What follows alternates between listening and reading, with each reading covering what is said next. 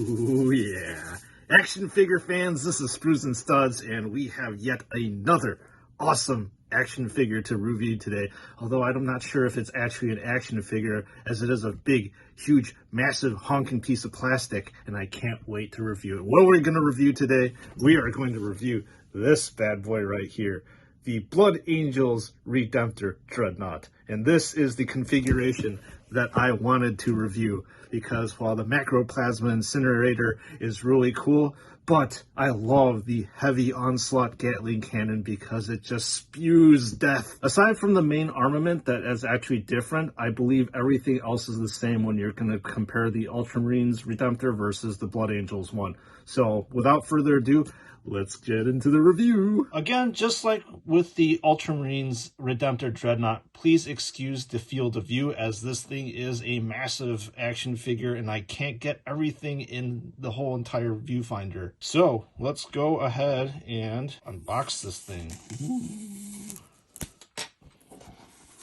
This is open.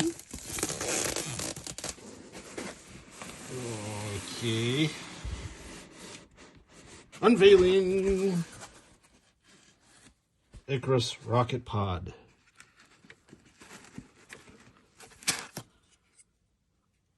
Very nice. Oh my god, this heavy onslaught Gatling cannon is massive. Look at this thing. Oh, so awesome. Oh, you know what? It's interesting. It looks like JoyToy actually listened to us and put some sort of like plastic protection here in order to prevent the rubbing from the arms to the legs. Let's see if it actually did anything though. No, you still have some scrapes here. Whew. There's going to be a lot to go over and a lot to digest. So the first thing that we're going to be looking at is the Icarus rocket pod and see how the painting is. And as we are looking at the painting right now, there is some white paint that got onto the black part. And the shading up here is pretty consistent with JoyToy's current offerings. And if we look at this viewfinder area for the rocket pod, and you're going to hear me lament this again, this needs to be a metallic color. Come on. There's a lens over here. It's a viewfinder. So that's a miss in my opinion. And then we're looking at the silver parts over here, and it looks like the silver isn't covering the red. Looking at the back, there is some areas in which you got the silver onto the blue over here. Digesting the top of the Dreadnought to see if there's going to be any issues whatsoever.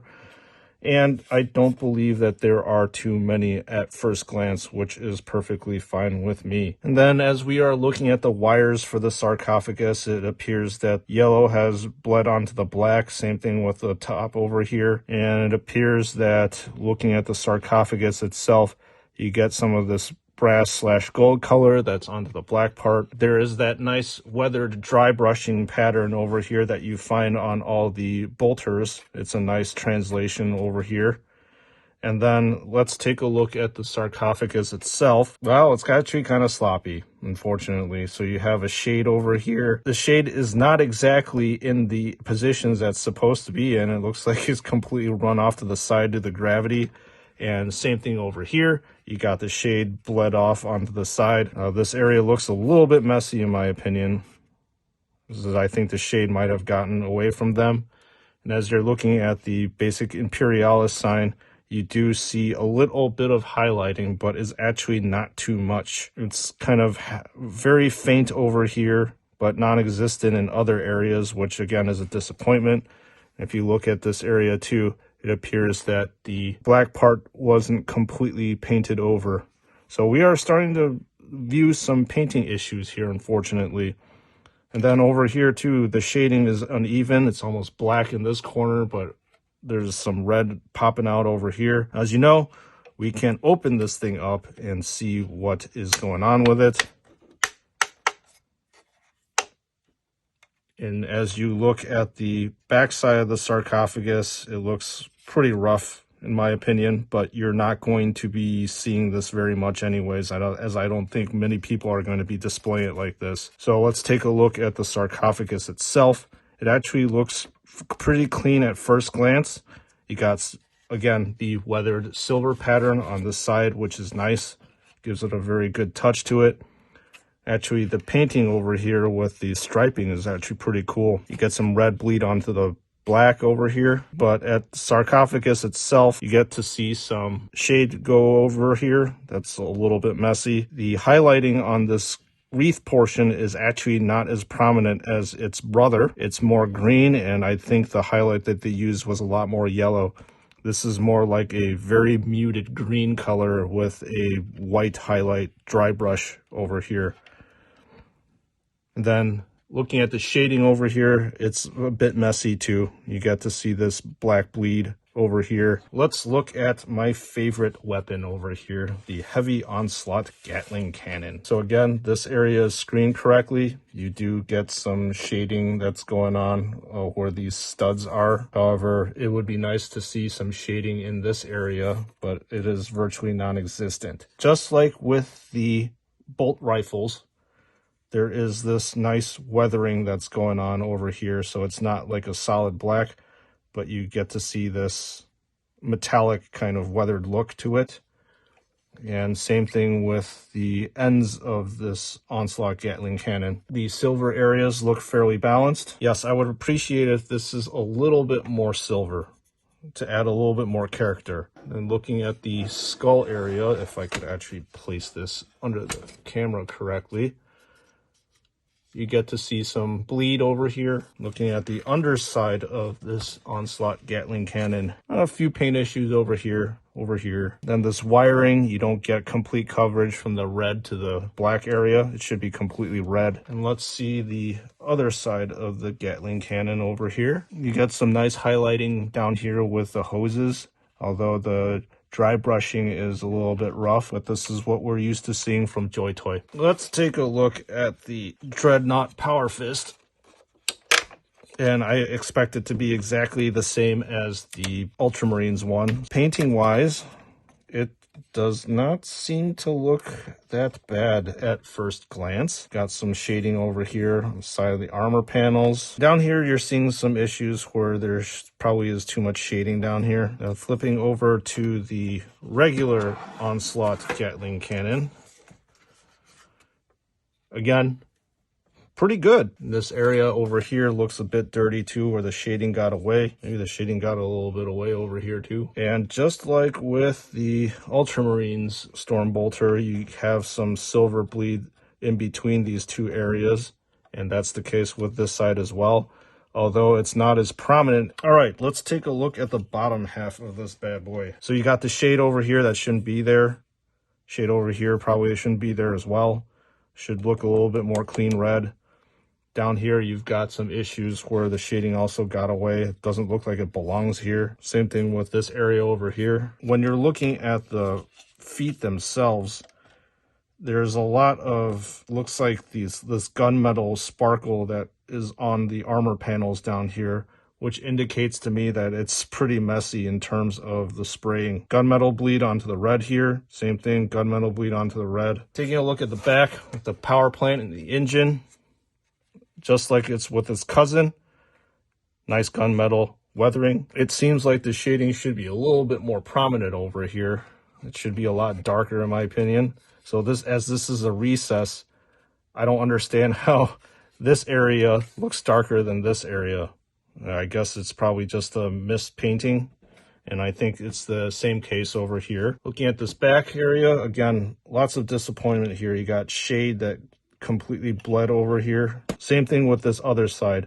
Shade that is bled down here, probably due to what, pooling and gravity. Then with these groove areas, yeah, more or less the same. You got pooling in these areas, so it's substantially darker or messier here than it is when it's up here. So you saw that plastic part that was supposed to protect this area from rubbing against this part. You do see some rubbing right here, and I believe that's going to be the same case on the other side. See if that's the case or not. Well, actually, it's not that bad. It's not as prominent as the other side, but I can guarantee you this looks a lot better than the Ultramarines one that I received. Now let's talk about movement. So you've got movement with the Icarus rocket pod over here that you could probably rotate this at probably a maximum of a 45-degree angle. The weapons down here around the shoulder joint is 360 degrees, and you have this ratcheting mechanism that you're hearing right now, which is the case for every single one of these JoyToy huge action figures. And you can also flare this out like so, and there's 360-degree pivot, provided if it doesn't catch on the armor piece, like so. With the Gatling Cannon itself, you can rotate this in and out almost at a 90-degree angle. Same thing with this side, 360 degrees around this joint. You can rotate this around too. In terms of the motion for the fingers over here, it has full range of motion where it can actually make a fist to punch the enemies of the Emperor, which is really cool. Same functionality as the Ultramarines' cousin. And as you saw, the sarcophagus opens. The storm bolters have a range of motion as like you see over here. So the torso, the range of motion is limited, as you can see over here. The top of the leg gets blocked with this armor panel, and as you move it over here, it also gets blocked by this part of the armor panel. I'm sure you could probably force this, but I don't really want to. Let's take a look at the feet ratcheting mechanism again. Let me see what the full range of motion is here. I think this is the max, as this part is the limiting factor on how much it can rotate.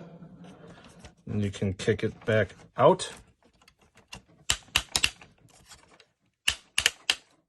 Almost all the way up here.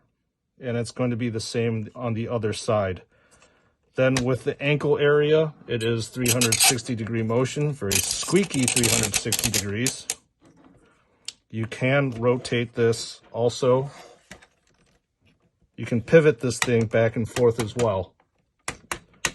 And finally, with the toes, you can pivot like this, also ratcheting, and you can also point it down as such.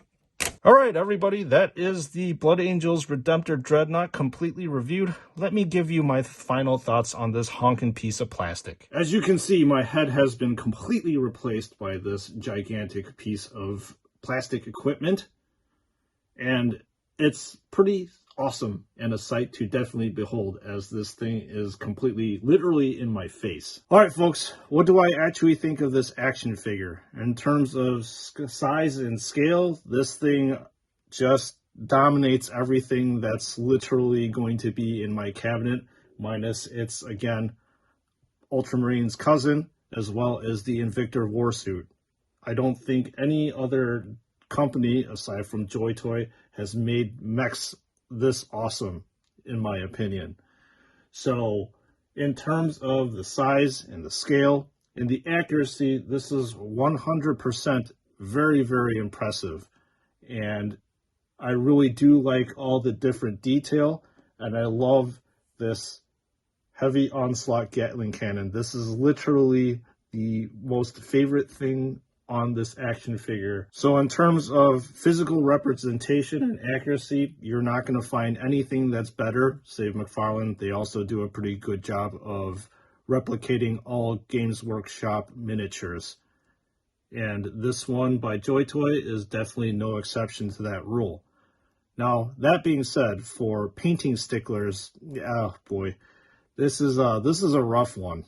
There are a lot of painting issues that you saw me highlight there that actually do bother me a lot, especially the painting issues up here, because this is a very prominent position to be looking at your action figures. Everybody is going to be looking in this area, and you don't want any painting issues there. You could probably say, you know what, you can say that there's maybe painting issues down here or whatever, but those are easily concealable, and nobody's actually going to look at that area. But this, come on, you got to do a lot better than this, because it's in a prominent, in-your-face position. So it's disappointing to me that JoyToy hasn't improved on their painting quality with this guy over here. There are some areas in which they are really good, like the Onslaught Gatling Cannon, for example. There's not a lot of issues, but other areas just like with the armor panels over here, you do see issues. So do I recommend buying this thing? Well, in terms of the sheer size and accuracy and scale, and this obviously being a Blood Angels Redemptor Dreadnought, if you're a Blood Angels fan, yeah, I would totally get this. Painting issues aside, yeah, I would still get it as well. So folks, let me know in the comment section, what do you actually think about this gigantic piece of plastic?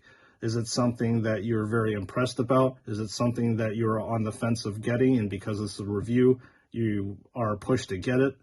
Let me know what you think. And as usual, thank you all again for watching. Thank you for all your support in the comments that you leave in the comments section. I love engaging with you all and having a nice, healthy banter about all these action figures that are coming out. So this is Spruce and Studs. Hope you enjoy this action figure review. And as usual, I'll see you all in the next one.